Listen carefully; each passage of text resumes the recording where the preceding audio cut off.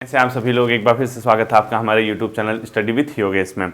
जो साइंस की क्लास है ऐसा मत सोचना कि आज नहीं आएगी। इवनिंग के टाइम पे मेरी कोशिश रहेगी कि आज आपकी साइंस की क्लास आ जाए। लगभग वही 8 साढ़े 8 के आसपास तक मैं कोशिश करूंगा कि आपकी जो क्लास है आपकी साइंस वाली, क्योंकि पेपर है कनिष्ठ सहायक का सामने, तो मेरी कोशिश वही रहेगी कि साइंस की क्लास आ जाए। ठीक है, बाकी तो आपने जहाँ तक मेरा ख्याल है बच्चों, जो कनिष्ठ सहायक के लिए स्पेशली जो तैयारी कर रहे हैं, आपको मैंने पहले कहा है, ठीक है, वर्ल्ड ज्योग्राफी सिलेबस में नहीं है, वर्ल्ड हिस्ट्री नहीं है, इंडियन इकोनॉमी सिलेबस में नहीं है, तो बहुत मतलब एक प्रकार से कहा जाए तो लिमिटेड सिलेबस है। और ऐसे छात्र जो पहले से तैयारी करते हुए आए हैं, उनको तो मुझे लगता नहीं कि उनके लिए कुछ अनोखा उस वाले सिलेबस में, मतलब आप ये मान के चलो जो यहाँ पे तैयारी कर रहे हैं पहले से, उन बच्चों के लिए कनिष्ठ सहायक का सिलेबस तो एक ऐसा सिलेबस है कि वो जो कोई भी एग्जाम की तैयारी कर रहे थे वो उसी में एक प्रकार से इंक्लूड हो गया है। सिर्फ और सिर्फ थोड़ा साइंस का पोर्शन देखना है, क्योंकि देखो करंट अफेयर्स के क्वेश्चन आएंगे, वो मैं आपको करा दूंगा कुछ क्वेश्चन, ठीक है। करंट अफेयर के मेरे ख्याल से 7 क्वेश्चन ऐसे रीजनिंग के हैं, ठीक है। रीजनिंग में एक दो वीडियोस दूंगा मैं आपको, 2-3 वीडियोस दूंगा, जैसे इस सैटरडे संडे एक आध वीडियोस करा दूंगा,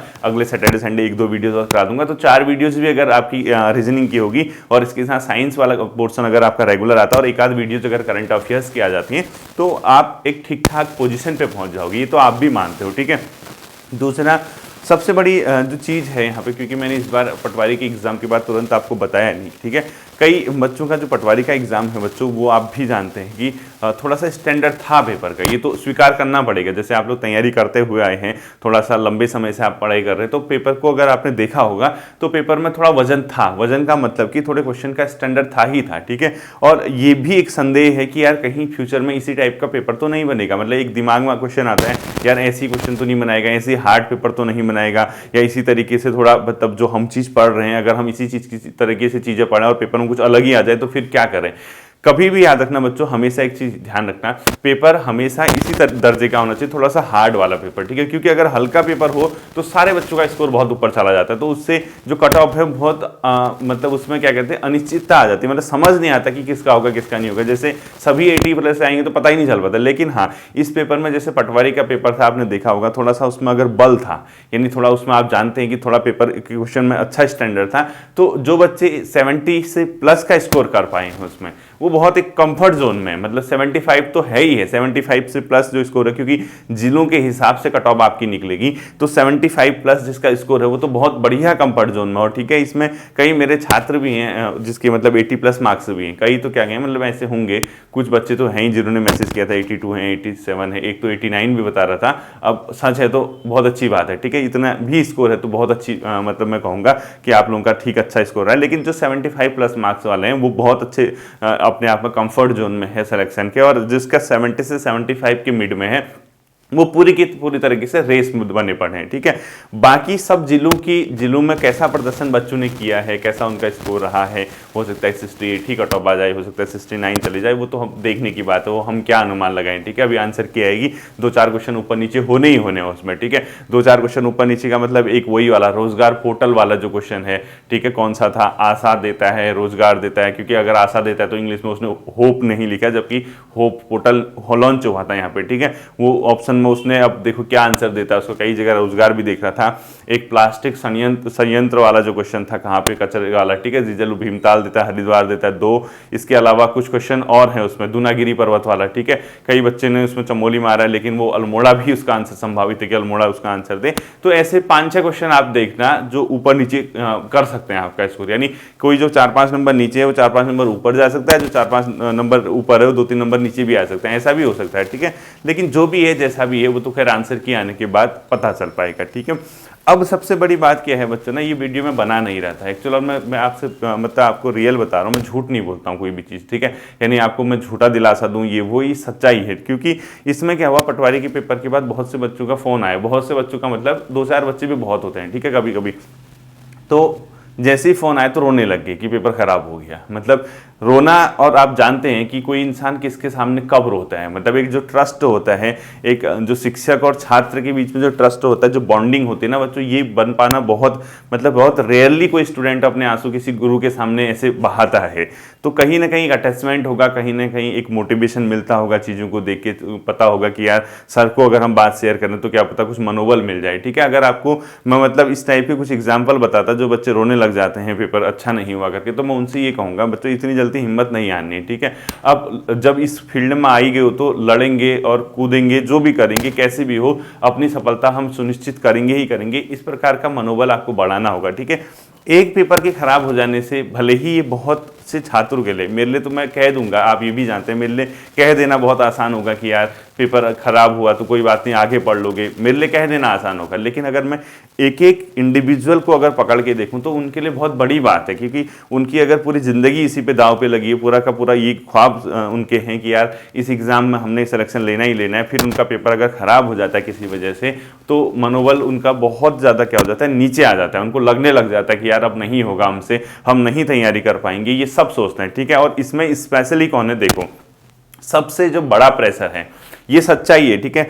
जिसकी उम्र 20 साल 21-22 साल है वो तो चीज़ों को मज़े में लेता है, बच्चों वो क्या है ना, उनको आप देखो पेपर में चले ही गया, चलो देना हुआ हुआ नहीं हुआ नहीं हुआ इस टाइप के। लेकिन कई ऐसे लोग हैं जिनके ऊपर बहुत भयंकर प्रकार की, यानी बहुत अपने आप में ये कह सकते हो जो एक प्रेशर है, एक सोशल प्रेशर, एक फैमिली का प्रेशर, वो बच्चे इसमें सर्वाइव नहीं कर पाते हैं कि यार मैं आगे तैयारी करूं या नहीं करूं, ठीक है। इसमें कैसे लोग हैं जिसके ऊपर शादी का दबाव है, स्पेशली गर्ल्स जो जिनकी उम्र 28 साल 29 साल 30 साल 31 साल 32 साल होगी, जो अपने पैरों पे खड़ा होना चाहते हैं, उनको भी जो मौके मिल रहे हैं कि यार नहीं कोई बात नहीं, घर वालों को किसी तरीके से समझा बुझा के अगले एग्जाम में निकाल लेंगे, अगले एग्जाम में, लेकिन उनका पेपर अगर सही नहीं हो पाया तो फिर उनका मनोबल टूटना तय है, ठीक है। दूसरा, जो बच्चे प्राइवेट सेक्टर में काम कर रहे हैं, यानी जो प्राइवेट सेक्टर में काम कर रहे हैं मतलब कि जो अलग अलग जगह हैं, अलग अलग दिल्ली में है, कोई गुड़गांव में है, कोई गुजरात में है, कोई कहीं है, तो प्राइवेट सेक्टर में जॉब के साथ साथ क्योंकि पारिवारिक परिस्थितियां इतनी बेहतर नहीं है, आर्थिक मतलब स्रोत नहीं है परिवार में, एक इनकम का सोर्स नहीं है, तो उनके ऊपर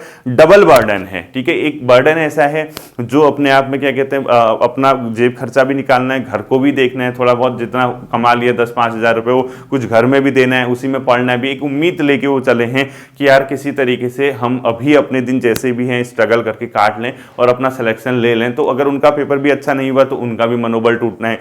तीसरी कैटेगरी ऐसी है जो गृहिणियां हैं, यानी जो घर में महिलाएं हैं, उनके साथ क्या दिक्कत हो रही है, उनके साथ ये दिक्कत हो रही है कि क्योंकि जॉब तो एक टाइम बाद चाहिए ही चाहिए, ठीक है। और हमारे राज्य में आप खुद भी जानते हैं इस एक बहुत मतलब यहाँ का जो वर्ग है, यहाँ का जो छात्र वर्ग है, उसके लिए मान के चलिए एक ही उम्मीद है, वो सरकारी नौकरी की ही सोचता है, और है भी क्या, करेगा भी क्या, क्योंकि और ऑप्शन है ही नहीं, ठीक है। या तो ऐसा कोई मतलब बड़ी इंडस्ट्रियल इलाके होते, कुछ ऐसा होता तो प्राइवेट कर लिया, कुछ कर लिया, लेकिन इतना ऑप्शन नहीं है।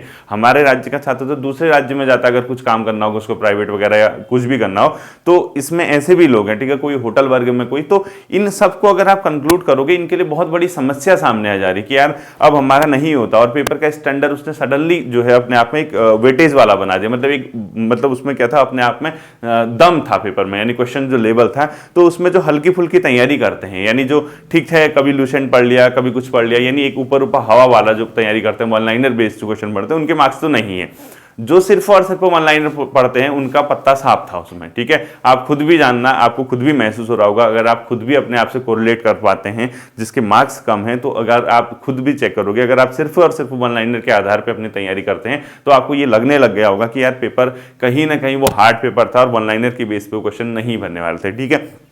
तो बच्चों मैं आपसे ये कहूँगा, अब हर किसी की पारिवारिक परिस्थिति तो मैं बता नहीं सकता हूँ कि किसके साथ क्या हो रहा है कैसा हो रहा है, लेकिन एक जो जनरल है वो मैंने आपको बताया। तो मैंने आपसे पहले भी कहा था कि एटलीस्ट आपको 18 जून तक का वेट करना चाहिए, ठीक है। मैंने आपसे कितनी बार कह दिया कि आपको एटलीस्ट 18 जून तक का वेट करना चाहिए, जब आपका आरओ और एआरओ का प्रीलिम्स होगा, क्योंकि डेट प्रस्तावित यही है आरओ एआरओ की। तो अब कई बच्चे कहते हैं सर इसका सिलेबस वगैरह, आपको सिलेबस से क्या करना है बताओ। पहले तो सिलेबस वही है ना, 150 नंबर का प्री होगा, उसमें सामान्य अध्ययन होगा, जनरल साइंस होगी, जनरल कंप्यूटर होगा, करंट अफेयर होगा, उत्तराखंड के क्वेश्चन होंगे, कुछ बहुत रीजनिंग होगी, हिंदी वगैरह नहीं आते, ठीक है। एक पहले उसके हिसाब से आप तैयारी करो। जब आप इसके प्री को क्वालिफाई कर जाओगे तो उसके बाद प्री क्वालिफाई करने के लिए मेंस में लिमिटेड छात्र बच जाएंगे, यानी अगर आप 1.5 लाख बच्चे आरओ का फॉर्म भर के उसकी तैयारी करते हैं तो मेंस के लिए सिर्फ 3 से 3.5 हज़ार बच्चे पहुंचते हैं। तो आपका तो टारगेट होना चाहिए कि सबसे पहले 3-3.5 हज़ार बच्चों में पहुंच जाऊं मैं, ताकि कंपटीशन कम हो जाए, वो लिमिटेड लोगों के बीच रहे। उसके बाद की बात है कि उसमें भी आपको प्री का जो तरीका है, अगर आपको दिमाग में ये क्वेश्चन आ रहा है कि सर कहीं मेंस का पहला पेपर डिस्क्रिप्टिव तो नहीं हो गया, वो जानकारी मुझे भी नहीं है बच्चों, वो अभी जल्दी ही आपको पता चल जाएगा कि क्या हुआ क्या नहीं हुआ। लेकिन फिलहाल तो हम यही मानेंगे ना कि हम उसी तरीके से चलें, कैसा जैसा पहले है सिलेबस। चेंज भी हो जाएगा तो क्या कर लोगे, अभी आप मेन से लिखने नहीं बैठोगे, वो तब की तब है। 3-3.5 महीने में बहुत टाइम होता है यार। जिसने जो वनडे एग्जाम की तैयारी करा ना, तो वो भी उस डिस्क्रिप्टिव एग्जाम के आंसर को लिख सकता है जो आरओ में आएगा। क्यों? क्योंकि उसी चीज को इतना आपको हार्ड पेपर नहीं मिलेगा, उसी चीज को आपको थोड़ा सा क्या करना होगा, विस्तार रूप में जो आप पढ़ते हो उसको थोड़ा सा विस्तृत करना है, ठीक है। यानी अगर आपने कैबिनेट मिशन पढ़ा है लाइफ में, आपको पता है कि कैबिनेट मिशन भारत आया था, इस चीज के लिए आया था, इतने में आया था, इतने मेंबर थे, तो वही तो आपने वहां लिखना है। अगर वो लिखता है कि कैबिनेट मिशन के बारे में 25 शब्द लिखो, तो इसी टाइप के क्वेश्चन आएंगे अगर डिस्क्रिप्टिव होगा तो। लेकिन डिस्क्रिप्टिव होता है नहीं होता ये बात की बात है, लेकिन फिलहाल तो आप पुराने तरीके से चलिए, ठीक है।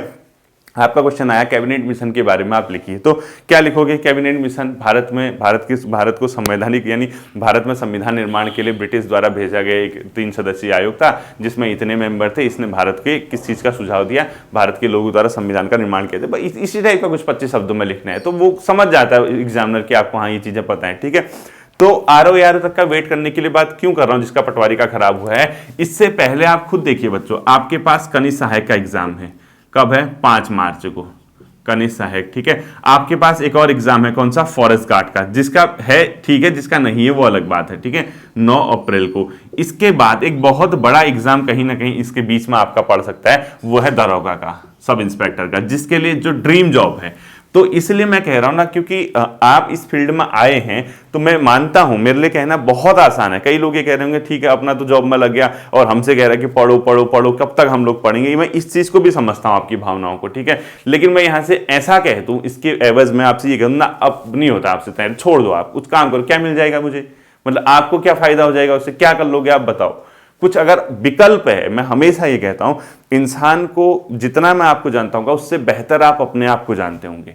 यानी आप अपने आप को कितना बेहतर जानते हैं ये सिर्फ और सिर्फ आपको पता होगा। तो कभी भी कोई निर्णय लिया जाता है तो इंसान उसमें उस निर्णय का स्वतंत्र रूप से उसमें सोचे कि यार मुझे क्या करना चाहिए, क्या नहीं करना चाहिए। थोड़ा भी अगर आपके पास सपोर्ट है, यानी पारिवारिक परिस्थितियां ऐसी हैं, भले ही देखो विपरीत परिस्थितियों में अगर अपने आप को तराशोगे ना, तभी चमकोगे। जिंदगी में एक चीज हमेशा याद रखना बच्चों, ठीक है, आप तो सिर्फ ग्रुप सी लेवल की तैयारी या इस लेवल क्या सोचते हैं जहां इतना कंपटीशन है हर बच्चा, क्योंकि बड़े एग्जाम के सोचने वाले ना लिमिटेड लोग होते हैं, वहां सफलता के चांसेस भी ज्यादा होते हैं। कहाँ पे? बड़े एग्जाम में। जितना टाइम अगर आप ग्रुप सी वगैरह को दोगे ना, या दिया आपने लाइफ में, अगर आपने इतना खुद आज महसूस करना, आप इतना टाइम अगर आपने एक बार ढंग से स्टडी की होती, हर सब्जेक्ट की सब्जेक्ट वाइज स्टडी की होती, आप बहुत ऊपर पहुंच चुके होते, बहुत अच्छी जगह पहुंच चुके होते। लेकिन ग्रुप सी में क्या होता है, अधिकांश मास यहाँ पे होता है। ग्रुप सी का एग्जाम आपके ज्ञान से ज्यादा आपके इंफॉर्मेशन बेस्ड होता है, यानी आपके ज्ञान को परीक्षण वहां पे कम होता है, आपके फैक्टों के बारे में जानकारी का, यानी फैक्ट्स जो होते हैं, फैक्ट जितने भी होंगे आपके, उसके बारे में जानकारी का एक महत्वपूर्ण क्या होता है, सक्सेस का एक महत्वपूर्ण सोर्स होता है। यानी ग्रुप सी का जो एग्जाम है वो इंफॉर्मेशन बेस्ड है, यानी आपको सूचनाएं कितनी पता है, आपका कोई क्वेश्चन आया तो उसके बारे में आप कितना सूचना रखते हो। लेकिन जो बड़े एग्जाम होते हैं वो कॉन्सेप्ट बेस्ड होते हैं, तो ये कॉन्सेप्ट एक बार अगर लाइफ में बन गया तो ये हमेशा चलता है, ये आजीवन चलने वाली चीज है, ठीक है। चलो ये तो बात की बात है, लेकिन मैं आपसे कह रहा हूं कि अगर आपके पास कोई विकल्प होगा, यानी आपके पास 1% भी आपको लगता है कि यार ना मैं अब ये काम कर लेता हूं, मुझसे जॉब नहीं लग पाएगी, मेरी नहीं हो पाएगी, तो मैं तब भी आपसे कहूंगा आप कीजिए, आपको काम करना चाहिए। अगर आपके पास विकल्प है तो आप तत्काल प्रभाव से उस विकल्प का चयन करके अपना काम कीजिए। जो भी आप सोचते हैं, आपको लगता है कि मैं प्राइवेट में करता हूं, ये करता हूं, आपको करना चाहिए बच्चों। अगर आपकी पारिवारिक परिस्थितियां सही नहीं तो कब तक पढ़ोगे बताओ। लेकिन उस काम के दौरान भी आप कभी भी इन किताबों का साथ मत छोड़ना बच्चों। ये जो बुक है ना आपकी, ये बुक्स जो होती हैं, इनका साथ मत छोड़ना लाइफ में। क्यों? क्योंकि ये आपको जितना आपने आज तक तैयारी की है, आप उसी को थोड़ा से पुश करके, अगर आप 10 घंटे के लिए काम कर रहे हो, कहीं पे 8 घंटे के लिए काम कर रहे हो, तो 2-2.5 घंटा भी अगर आप इनके टच में बने रहोगे, और जब आपका एग्जाम पास आ जाता है तो 1-1.5 महीना आप थोड़ा सा ज्यादा उसको टाइम दोगे, तब भी आपकी सफलता की गाथा लिखी जा सकती है। यानी इंसान कब चमकता है? जब उसके सामने विपरीत परिस्थितियां होती हैं। विपरीत परिस्थितियों में अगर खुद को निखारोगे ना तो चमकते हुए दिखोगे। लेकिन अगर सब चीज आपके पक्ष में आ जाए, सब चीज आपके फेवर में आ जाए, उसके बाद आपका मतलब आपको लगे कि यार हाँ अब हो रहा है नहीं हो रहा है फिर भी नहीं कर पा रहे हो, तब तो अलग बात है। लेकिन अगर आप हाँ निराश हैं, पटवारी एग्जाम आपका बेहतर नहीं हो पाया, तो मैं आपसे ये कहूंगा कि आपको एटलीस्ट 18 जून तक का वेट करना चाहिए बच्चों। कम से कम आपके पास 3-4 एग्जाम है और टाइमली अगर एग्जाम हो जाए, पूरी पारदर्शिता के साथ अगर एग्जाम हो जाए, तो फिर इससे बढ़िया क्या होगा बताओ, ठीक है। यानी मेहनत करने वाले छात्रों का चयन हो जाए, पारदर्शिता से अगर एग्जाम हो जाए, हर चीज फेयर तरीके से हो जाए, फिर तो कोई टेंशन है ही नहीं। टाइमली हो, पारदर्शी तरीके से हो और टाइमली उसका रिजल्ट आए, इससे बढ़िया क्या होता है बताओ। अगर ऐसा हो जाता है आने वाले भविष्य में, तो आप मान के चलिए आपके पास जून का वेट करने के लिए कितना है, 5 ही महीने तो बचे हैं, ठीक है। 4-5 महीने बचे, 4-5 महीने जितना इतना लाइफ में दे दिया, तो 4-5 महीने में और तैयारी करने में क्या बुराई है, क्या हर्ज है, ठीक है। उसके लिए कोई भी एक चीज आप पकड़ लो, ठीक है। एक चीज का मतलब, अगर आपकी ये 2 एग्जाम है, मुझे लगता नहीं कि गणित सहायक में आपको बहुत ज्यादा परेशानियां आने वाली है और वो पटवारी से हल्का पेपर बनेगा जितना मैं समझ पाया हूं, ठीक है, क्योंकि वो 12वीं लेवल का है और आपका 5 मार्च तक के लिए साइंस वाली जो पोर्शन है, साइंस की क्लास है, इसको आपने थोड़ा सा क्या करना है, इसको साइंस को पढ़ना है, ठीक है। इसके अलावा बाकी सब आपका पढ़ा हुआ है। फॉरेस्ट गार्ड का पेपर पुलिस कांस्टेबल की तरह होगा, या आपका जो नॉर्मल सिलेबस है ग्रुप सी का, वो आप इतने सालों से पढ़ते आए हो, उसके लिए कुछ अनोखा नहीं करना है। आप घर में बैठोगे, आप कहोगे फॉरेस्ट गार्ड का पेपर है, मैं आप फॉरेस्ट गार्ड की तैयारी करता हूं, मेरे समझ में नहीं आता। जब एक ही एग्जाम है, एक ही पैटर्न है, एक ही सिलेबस है, सब कुछ सिमिलर है, उतने ही मार्क्स का, तो आप अलग से क्या तैयारी करते हो। जैसे कई बच्चों का पुलिस कांस्टेबल में नहीं हुआ होगा, फॉरेस्ट गार्ड की तैयारी करने लगे होंगे, कई का पटवारी में पेपर में नहीं होगा या उनका पेपर सही नहीं होगा, तो फॉरेस्ट गार्ड की तैयारी कहेंगे कि सर फॉरेस्ट गार्ड की तैयारी करवा दो। उसमें ऐसा क्या है जो तैयारी कराई जाए बताओ, खुद ही आप सोचिए। सेम, हाँ इतना मैं मानता हूं, थोड़ा सा करंट अफेयर्स के पोर्शन आप कर सकते हो, थोड़ा कंप्यूटर कर सकते हो, बट आप हाँ थोड़ा जीएस वाला पोर्शन ये कह सकते हो। मैं कहूंगा कि थोड़ा जीएस उसका थोड़ा लेवल थोड़ा हट के है, आप ये कह सकते हो। थोड़ा सा जीएस के इंपॉर्टेंट चीजें बता दीजिए जो पेपर में आने लायक हो, ठीक है, वो तो मैं समझता हूँ, लेकिन अलग से स्पेशल से तैयारी नहीं होती बच्चों इन चीजों की, ठीक है, ये सिमिलर है। तो देखिए एक ये है 2 एग्जाम, दरोगा का एग्जाम आएगा, 3 आएगा, और चौथा क्या आएगा, आरओ आएगा। 4 एग्जाम तो आपके पास है ही है। इसके बाद जो बेहतर लेवल की तैयारी करते हैं, एनटी लोअर, मतलब एनटी क्या लिखता हूं, लोअर पीसीएस और अपर पीसीएस, ये इसके अलावा एफआरओ फॉरेस्ट रेंजर ऑफिसर, इसके अलावा अकाउंट वालों के लिए अकाउंट। तो कहीं ना कहीं इस 2023 में जब आपके पास कैलेंडर है, भर्ती परीक्षा का कैलेंडर है, अगर आप उसमें सही तरीके से एग्जाम हो जाए, टाइमली एग्जाम हो जाए, फेयर तरीके से एग्जाम हो जाए, तो क्या बुराई है 2-3 महीने और देने में, ठीक है। जब इतना समय आपने दे दिया है लाइफ में, तो एटलीस्ट बच्चों निराश मत होइए। कोई भी आप ये कदम मत उठाना, गलत कदम, कि यार बाद में पछताना पड़े, काश मैंने उस टाइम 1-आध महीना 2-3 महीना और पढ़ लिया होता। मैं जानता हूं आपके प्रेशर को, मैं समझ पा रहा हूं कि कितना ज्यादा आपके ऊपर दबाव है, पारिवारिक दबाव है, सामाजिक दबाव है, सब चीज है, रिश्तेदार, नातेदार, दोस्त, ये वो, अलाना फलाना ढिमकाना, लेकिन आपको साबित करना है। खुद को साबित सिर्फ और सिर्फ आप करोगे, और मुझे पूरा यकीन है आप साबित करके दिखाओगे।